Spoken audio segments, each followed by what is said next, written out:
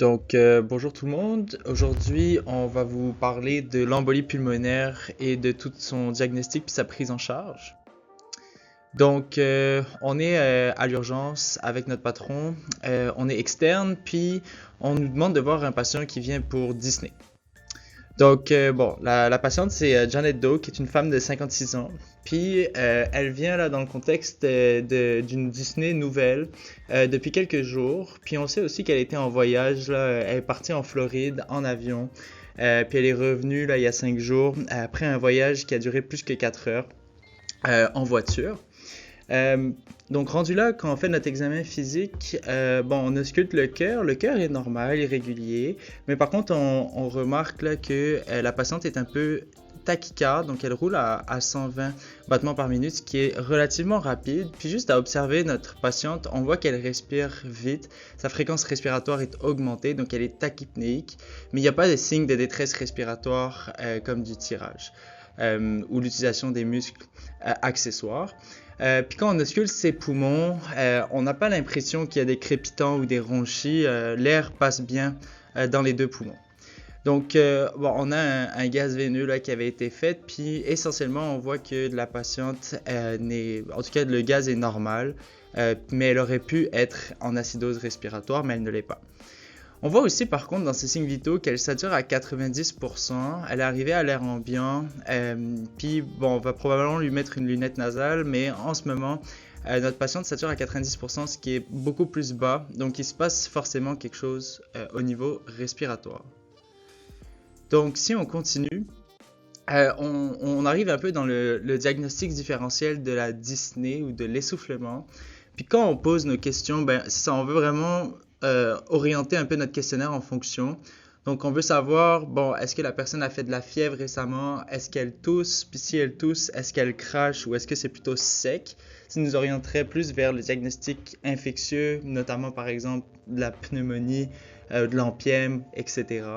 On veut savoir aussi au niveau, on veut caractériser son essoufflement. Donc son essoufflement, c'est-tu de l'essoufflement d'effort, c'est-tu au repos, à quel point est essoufflée quand elle parle, etc. On va aussi questionner juste au niveau des autres organes comme le cœur. Donc y a-t-il des douleurs à la poitrine, des palpitations? Est-ce qu'il y a des symptômes d'insuffisance cardiaque droite? Donc, est-ce que, par exemple, il y a une distension jugulaire? Ou est-ce qu'il y a de l'hépatomégalie? Ou est-ce qu'il y a de l'œdème des membres inférieurs? Toutes des choses à regarder. Donc, quand on parle de diagnostic différentiel, on regarde surtout au niveau cardiaque. Ça peut être tout ce qui est ischémique, arythmie, valvulopathie ou même des péricardites ou même du liquide dans le péricarde, donc qui peut être tamponnade ou de l'épanchement péricardique. Mais c'est aussi des patients qui peuvent venir avec des exacerbations aiguës de conditions chroniques, comme par exemple de la MPOC, de l'asthme, etc.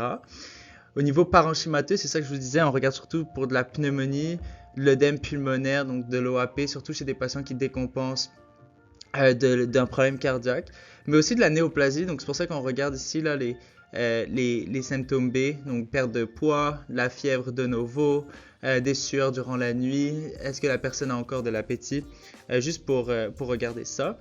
Puis bien sûr, on garde en tête, c'est le titre de la vidéo, mais on garde en tête l'embolie pulmonaire qui est toujours à garder dans le diagnostic différentiel. Les autres qui sont quand même assez importants incluent l'épanchement pleural, puis souvent l'épanchement pleural est causé par quelque chose. Puis aussi, ne jamais oublier que si on a un patient qui est anémique, souvent ça peut expliquer aussi de l'essoufflement ou de la dyspnée. Donc, si on revient donc à notre examen physique, la patiente se présente avec aussi elle nous dit que ça fait quelques jours qu'elle a des filets de sang quand elle tousse. Qui passe à travers des filets de sang rouges, donc c'est de l'hémoptysie. Puis quand on regarde notre membre inférieur, on voit qu'à droite, là, son mollet est plus enflé, il est rouge, ça lui fait mal quand on le palpe, donc chose à garder en tête, là. Donc, le diagnostic le plus probable ici, c'est l'embolie pulmonaire, donc c'est-à-dire un caillot qui se forme puis qui s'obstrue au niveau donc justement d'une artère là, pulmonaire. Ce caillot là, justement, la plupart du temps, va se former au niveau de la jambe, particulièrement en fait qui part d'une thrombophlébite là, souvent profonde. Du membre inférieur, d'où le fait qu'il faut toujours regarder au niveau de la jambe si on a de la rougeur, de l'érythème, douleur, puis Donc, pour revenir sur la pathophysiologie de l'embolie pulmonaire, essentiellement, il existe deux types de troubles de ventilation ou de perfusion, puis qu'on sépare en deux catégories, soit une anomalie de type shunt ou une anomalie de type espace-mort. Alors ici, on voit les échanges normaux qui se font entre l'alvéole puis l'artère pulmonaire qui s'en va dans la veine pulmonaire et qui s'en va à l'oreillette gauche. On voit ici qu'il n'y a pas d'obstruction, pas de caillot là, qui fait en sorte que la ventilation puis la perfusion est bonne. Mais ici, à droite, on voit qu'il y a une embolie pulmonaire qui fait qu'on perturbe les échanges gazeux, ce qui explique aussi pourquoi probablement que notre patiente est un peu hypoxémique et puis qu'elle désature. Et puis ça, c'est ce qu'on appelle une anomalie de type espace-mort, donc c'est-à-dire que le poumon est bien ventilé, il n'y a rien qui obstrue l'air dans les poumons, dans les bronches puis jusqu'aux alvéoles, mais par contre, il est mal perfusé à cause qu'il y a un caillot. Souvent, ça, c'est les causes d'espace mort. Il faut toujours penser à l'embolie pulmonaire en premier. Sinon, il y a les autres anomalies de type shunt, où ça, c'est le contraire. C'est le poumon qui est mal ventilé, mais qui est bien perfusé. Donc ici, c'est juste pour revenir un peu sur, on a parlé des espaces morts puis des anomalies de type shunt, mais ici c'est pour revenir à ce que je disais tantôt. En fait, la pathophysiologie de l'embolie pulmonaire, c'est souvent secondaire à une thrombophlébite qui commence dans le système veineux du membre inférieur. Dans à peu près 80% du temps, ça va être dans le système profond plus distal, mais dans 20% du temps, c'est le système veineux proximal. Mais c'est surtout dans les thrombophllébites proximales qu'il y a le plus de risques d'embolie pulmonaire. Donc c'est pour ça qu'il faut toujours regarder le membre inférieur pour regarder pour des signes de thrombophlébite avant. Donc le caillot migre à travers le système veineux, remonte la veine cave inférieure, l'oreillette droite, puis va se loger ensuite dans les artères pulmonaires. Puis en fonction de ça, on va avoir une anomalie de type espace-mort. Donc, pour ça, c'est important de comprendre quels sont les facteurs de risque. Puis souvent, pour y aller plus simplement, on va souvent utiliser la triade de Virchow, qui est essentiellement une triade qui combine l'hypercoagulabilité, stase veineuse, puis lésion endothéliale. Donc, qu'est-ce qu'on veut dire par ça? Stase sanguine, souvent, il faut penser à n'importe quelle situation qui fait qu'on ne va pas beaucoup bouger, favorise la formation de caillots. Donc des patients, souvent, il faut penser, quand ils sont hospitalisés, c'est pour ça qu'on donne une prophylaxie. Des voyages, souvent de plus de 4 heures, ça c'est comme un peu notre patiente, il faut toujours faire attention. Ou c'est des patients qui ont par exemple fait des AVC puis qui sont paralysés d'un côté, il faut toujours penser à ça. Donc ça c'est pour stase sanguine. Maintenant, il faut penser hypercoagulabilité. Donc là, généralement, tout patient qui a une néoplasie, c'est un gros facteur de risque de faire des caillots. Des patientes qui sont dans le processus de grossesse ou qui prennent de l'hormonothérapie, donc en périménopause notamment. Puis aussi les facteurs de risque héréditaires, puis les thrombophilies là, héréditaires, notamment la thrombophilie la plus commune, c'est le facteur 5 Leiden. Puis ça, il faut toujours suspecter, souvent quand il y a des CD, ça provient de sites inhabituels, comme par exemple le membre supérieur, quand il y a des antécédents familiaux, ou souvent avant 50 ans, non provoqués, il faut toujours penser à ça. Puis il y a des bilans qui existent là pour les éliminer.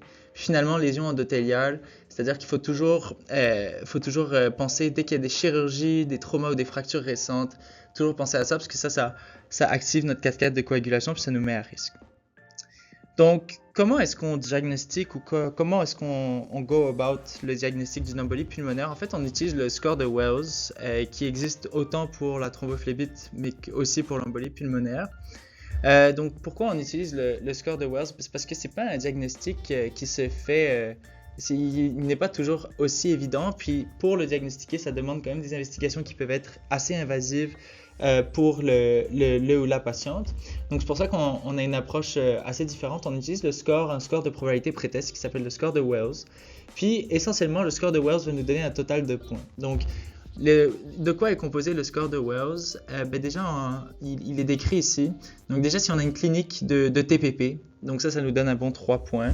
On regarde s'il y a un diagnostic différentiel. Les autres diagnostics différentiels sont moins probables, ça donne 3 points aussi.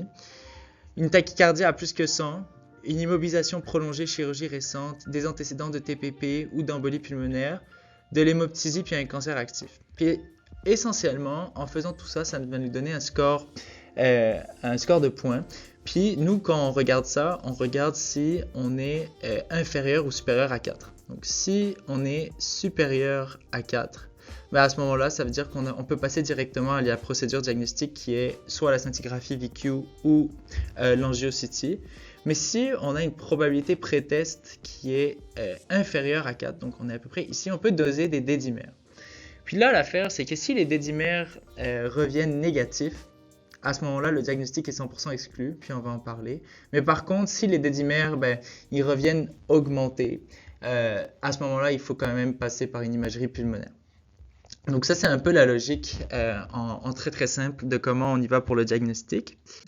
Donc, bon, c'est ça. Donc pour, à chaque fois là qu'on va avoir une dyspnée puis une suspicion d'embolie pulmonaire, on va toujours demander certains tests. Notamment, on va toujours commencer par une formule sanguine complète, un bilan électrolytique, créatinine, tropo, BNP, puis comme on a dit, des dédimères si on a une suspicion faible. Puis dans les imageries et autres, c'est là où on va parler des autres affaires qu'on peut faire, comme mettons le CG puis le rayon X pulmonaire. Donc voici les laboratoires qu'on demande. Puis là, quand on regarde le dédimère, c'est ça qu'il faut garder en tête, c'est que c'est un examen qui est très très très sensible, mais très très peu spécifique. Donc qu'est-ce que ça veut dire? Ça veut dire que quand on a des dédimères, par exemple, qui sont pour l'âge, mettons ils sont à 500 pour un homme de 50 ans. À 500 pour un homme de 50 ans, c'est élevé, mais ça veut rien dire. Parce qu'il y a plein d'autres choses qui peuvent faire élever nos dédimères, notamment juste l'âge, ça les fait élever, des conditions inflammatoires, n'importe quoi fait élever nos dédimères. Mais par contre, si nos dédimères sont très très bas, voire négatifs, à ce moment-là, ça exclut complètement le diagnostic. Parce que les dédimères sont des produits de la fibrinolyse. Donc c'est pour ça qu'on les regarde pour l'embolie pulmonaire. Donc, pour le diagnostic différentiel, chez notre patiente, nous, on avait un Wells qui était bien supérieur à 4. Donc, on lui a directement fait les imageries diagnostiques. Puis ici, on a le choix. Il y a des indications particulières pour les deux, mais grosso modo, c'est soit on fait un angiocytie, donc on injecte avec injection de contraste là, dans les artères pour bien voir la formation de caillots, comme on peut voir ici. Là, il y a des caillots là, qui obstruent clairement les bronches principales. Ou on peut faire une scintigraphie, ventilation, perfusion, qui sont les deux examens diagnostiques qu'on fait pour cette condition. Donc, passons maintenant aux traitements. Les traitements, ça ressemble beaucoup au traitement des thrombophlébite, là, essentiellement, mais vous l'avez compris que pour traiter une embolie pulmonaire, qui est un caillot, il faut qu'on donne quelque chose pour défaire le caillot, donc c'est de l'anticoagulation. Donc, généralement, un patient qui est hémodynamiquement instable, ça veut dire quoi? Ça veut dire qu'il y a un patient qui est hypotendu, en choc, très tachycarde, etc. Ça peut être une indication en aigu de faire de la thrombolyse. S'il n'y a pas de contre-indication, comme on le sait, là, on va regarder ça tantôt. Puis on donne un anticoagulant après. Mais pour la majorité des patients qui vont venir avec des embolies pulmonaires en aigu, vont être pas mal stables. Donc généralement, on veut anticoaguler, puis on regarde est-ce qu'on peut traiter ce patient à l'extérieur en ambulatoire ou est-ce qu'on doit l'hospitaliser pour lui donner son anticoagulation. Donc ça, c'est le traitement aigu. Donc essentiellement, si on résume, hémodynamiquement instable, on peut thromboliser ou on peut regarder s'il y a une indication, mais stable, généralement, on anticoagule, puis on détermine si le patient a besoin d'être hospitalisé ou non.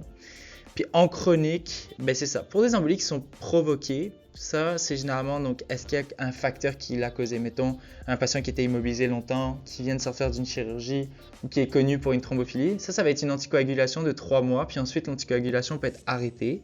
Mais pour des embolies pulmonaires qui sont non provoquées, donc ça veut dire que c'est une embolie pulmonaire, mais on ne sait pas trop pourquoi il y en a une. Généralement, on va faire une anticoagulation de 3 mois minimum. Puis ensuite, c'est ça, on réévalue avec des scores en fonction du risque de saignement versus le risque de thrombose, si on garde ou non l'anticoagulation. Donc le score de PESI, c'est un des nombreux scores qu'on peut utiliser généralement pour déterminer là, si il y a une nécessité d'hospitaliser ou de traiter à l'ambulatoire.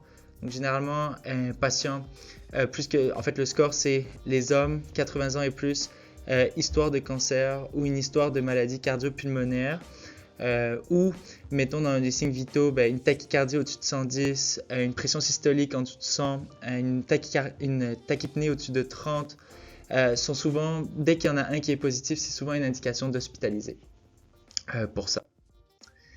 Donc pour le choix d'anticoagulants, généralement quand les patients vont être hospitalisés, ça va être de l'héparine là, ça va être de l'héparine de papa moléculaire qui va être donnée. Mais si on traite dès que le patient revient à la maison, on va toujours traiter avec un anticoagulant oral direct, donc de la Pixaban, Rivaroxaban, Fondaparinux, etc. Puis des patients avec des néoplasies, ça va toujours être une indication d'anticoagulant oral direct.